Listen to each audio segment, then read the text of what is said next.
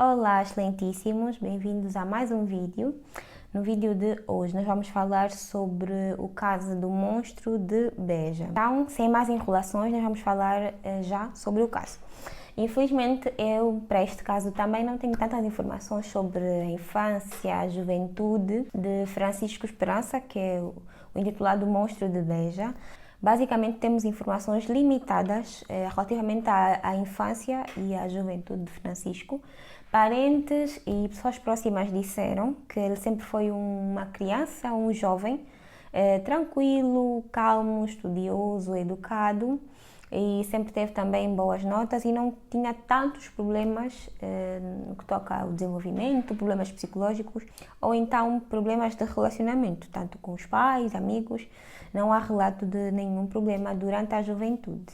Por termos este salto e esta lacuna em termos de informação sobre a infância e talvez a idade adulta do Francisco, nós vamos falar já especificamente sobre o crime. Fontes afirmam que no dia 13 de setembro de 2012, Francisco Esperança foi apreendido na sua residência por uma denúncia de um triplo homicídio.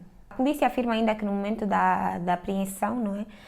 O Francisco foi encontrado totalmente alcoolizado.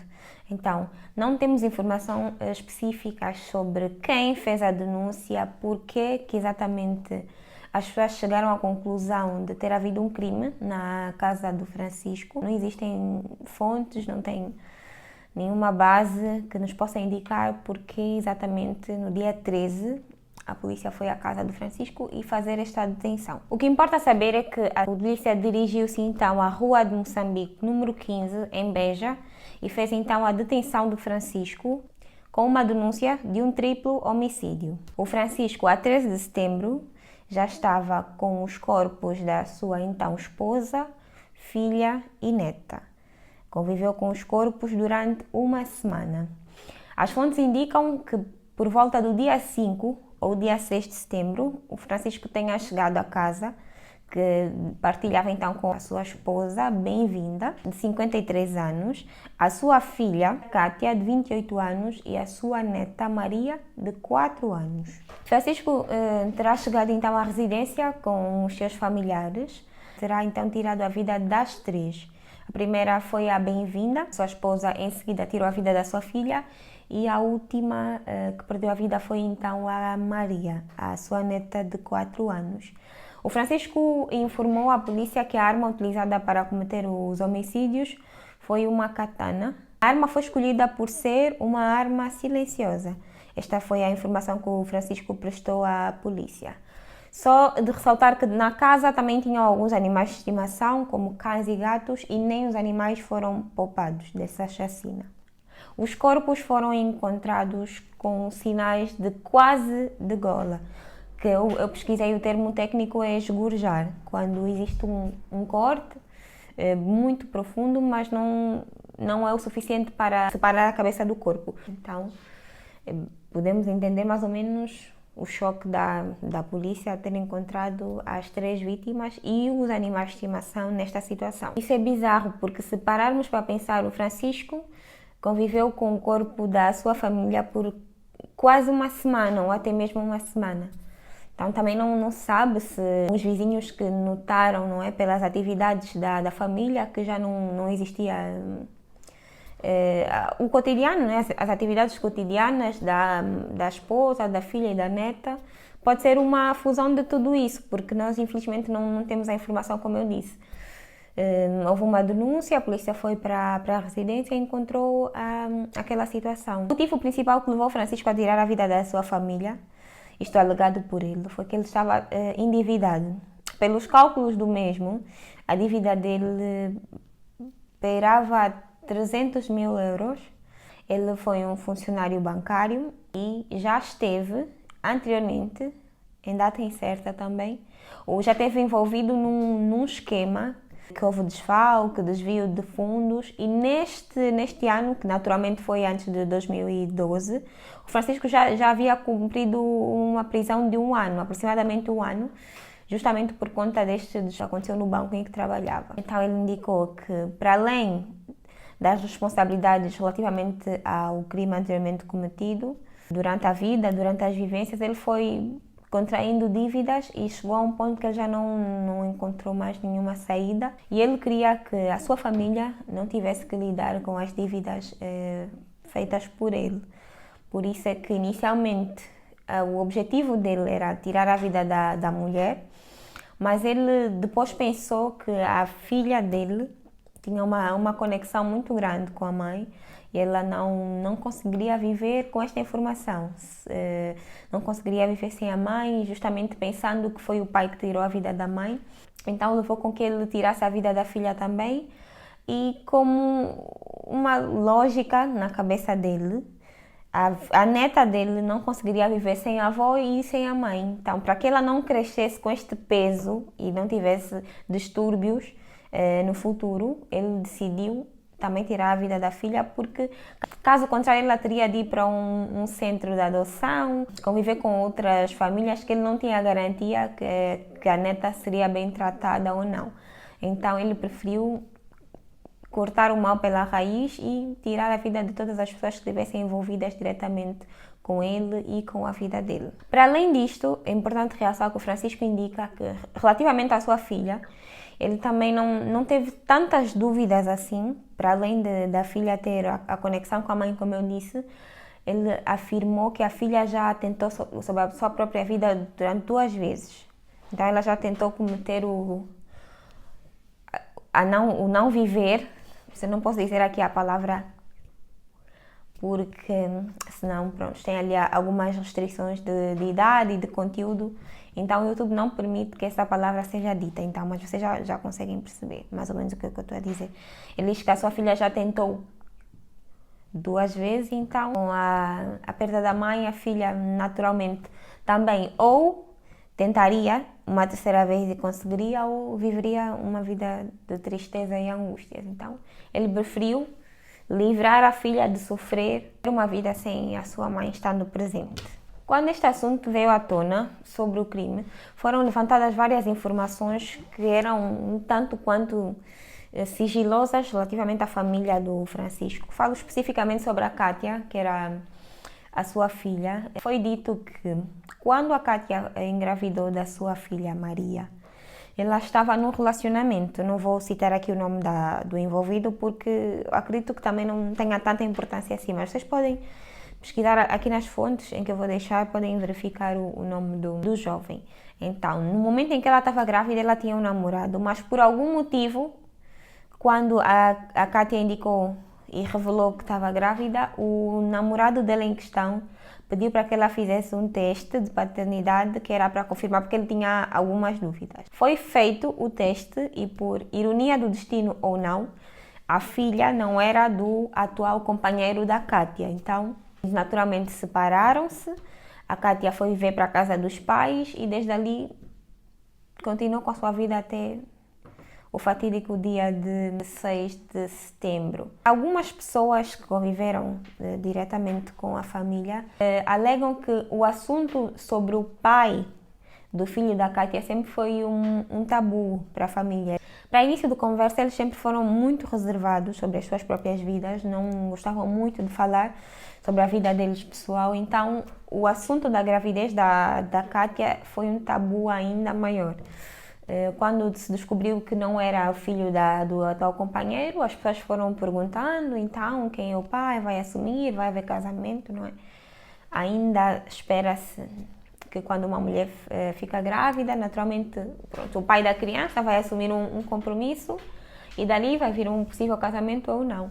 Mas esta questão sempre foi respondida com um certo incômodo pela mãe e pelo pai. Sempre disseram que o pai está de viagens, o pai trabalha fora, exerce um trabalho que não lhe permite estar muito tempo com a Kátia e com a filha. E depois de algum tempo, acho que as pessoas também cansaram-se de perguntar e o assunto foi desenrolando. Existem fontes, este é um assunto que me deixa totalmente perturbada. As pessoas já desconfiavam na altura, algumas pessoas já desconfiavam na altura, que a filha da Kátia muito provavelmente era do seu pai e naturalmente, pronto, poderia ter ali uma relação incestuosa, mas este é um assunto que, sinceramente, eu prefiro não deixar isto acentuado, mas como é uma informação que está diretamente conectada com o caso, é bom que vocês saibam, mas enfim. Quando os vizinhos, a família e as pessoas que o conheciam, a família do Francisco, ficaram a saber do crime, eles ficaram totalmente chocados e impactados, porque, como eu disse, as pessoas sempre disseram que o Francisco era uma pessoa calma, tranquila, reservada, e não conseguiram compreender, por mais que existisse depois do crime a justificativa, não conseguiram conceber a ideia do Francisco que eles conheciam ter cometido este triplo homicídio. Verdade seja dita que as pessoas que afirmam e afirmavam que o Francisco era uma pessoa totalmente calma também dizem que ele sempre teve o calcanhar de Aquiles com a bebida. O Francisco era uma pessoa muito calma, muito educada, muito reservada quando estivesse sóbrio, porque o Francisco tornava-se uma pessoa totalmente diferente quando estivesse embriagado, e ele tinha muitos problemas com o álcool desde o início da sua vida adulta. Ele transformava-se totalmente quando estivesse embriagado. Ele sempre teve muitos problemas com o álcool, tanto é que ele frequentava um centro espírita, porque ele dizia que o centro espírita ia ajudar-lhe a tratar e lidar melhor com a situação do álcool e não ajuda médica, a intervenção de especialistas que entendem como é que é o corpo humano, quais são as reações do álcool no corpo. Ele preferiu ser tratado num centro espírita. Tendo sido feita então a detenção do Francisco, naturalmente foi feita a perícia, a constituição do caso, a coleção das provas, estipular uma data para o julgamento, não é? Ter ali a constituição dos advogados, acusação e defesa. O caso não teve um fim esperado porque a 17 de setembro do mesmo ano, o Francisco foi encontrado sem vida na sua cela. A causa da morte foi ele utilizou o lençol da cama em que dormia nas grades da cela e deu por encerrada então a sua vida. Naturalmente foi então encerrado o caso, foi feita uma autópsia para confirmar a causa da morte do Francisco e foi confirmado então que foi mesmo. Existem teorias que dizem que o Francisco estava metido, na época em que ele trabalhava no banco, estava metido com situações pesadas, não é? Dizem que são negócios obscuros, não temos nem como imaginar, não temos nenhuma ideia relativamente a estes negócios, mas uma das teorias é que o Francisco pode ter cometido um erro nesse negócio em que ele estava envolvido. Uma das consequências foi que ele já tinha ficado preso um ano. A teoria ainda afirma que a segunda consequência era que o Francisco ia presenciar a morte da sua família toda. Então, a família do Francisco corria algum risco, não tinha nada a ver com a dívida que ele tinha de 300 mil euros. Então, ele preferiu, em vez de conviver com a ideia da família dele ter sido assassinada por um erro dele, por ele ter envolvimento em algum tipo de negociações obscuras, então ele preferiu ele mesmo acabar com a vida da família dele e, naturalmente, como ele também não ia conseguir viver com este peso de ter sido ele próprio a ter acabado com a vida da mulher, filha e neta, acabou por tirar a sua própria vida também. E para complementar, ainda dizem que a autópsia do Francisco tem algumas incongruências e algumas pessoas afirmam que o suicídio dele foi basicamente uma queima de arquivo. Não sei se as pessoas pensaram que com a pressão dele ter que levar com a culpa, não é? Ter tirado a vida da própria família, ele se calhar falaria sobre este negócio que ele estava envolvido e ia tirar tudo para o ventilador, como dizem, não é? Então, existe essa teoria, não é? Mas, não sei. De qualquer das formas, eu acho perturbador um ser humano ter a coragem, de forma fria. Eu já acho estranho e acho perturbador tu, com uma arma de fogo, não é? Tirar a vida de alguém. Mesmo que seja uma pessoa desconhecida, acho que o peso de carregar uma arma e pressionar o gatilho deve ser grande. Agora imaginem com uma katana tirar a vida de 3 pessoas e não sei quantos animais que estavam com ele na casa. Eu acho que é uma coisa mais violenta. porque a morte com a katana tem muito sangue envolvido. Não consigo nem imaginar o pai a fazer isso com a neta, com a filha, com a esposa. Pá, é mesmo complicado. Depois os animais, por norma, gritam quando estão a ser mortos. Será que ninguém ouviu? Ou se calhar as pessoas já ouviram alguns gritos e por isso é que fizeram a denúncia e levou com que no dia 13 a polícia fosse à casa fazer inicialmente uma vistoria e chegaram e verificaram que existiam vários corpos. Psicólogos, psiquiatras fazem e fizeram alguns estudos para tentar compreender se o Francisco era algum tipo de psicopata, se tinha alguma disfunção. Alguns afirmam que sim, outros dizem que não têm a certeza, mas de qualquer das formas que ele não tenha as funções do cérebro, não tinha no caso, as funções do cérebro a funcionar de forma normal, porque nenhum ser humano são faria o que ele fez, nem por estar envolvido na teoria, né? Nem por estar envolvido em negócios, nem por estar endividado, nenhum ser humano são agiria como ele agiu. E, infelizmente este é um caso que teve um desfecho estranho. Eu, para ser sincera, acho revoltante quando existe um crime cometido por alguém e de certa forma essa pessoa não paga devidamente pelo crime cometido.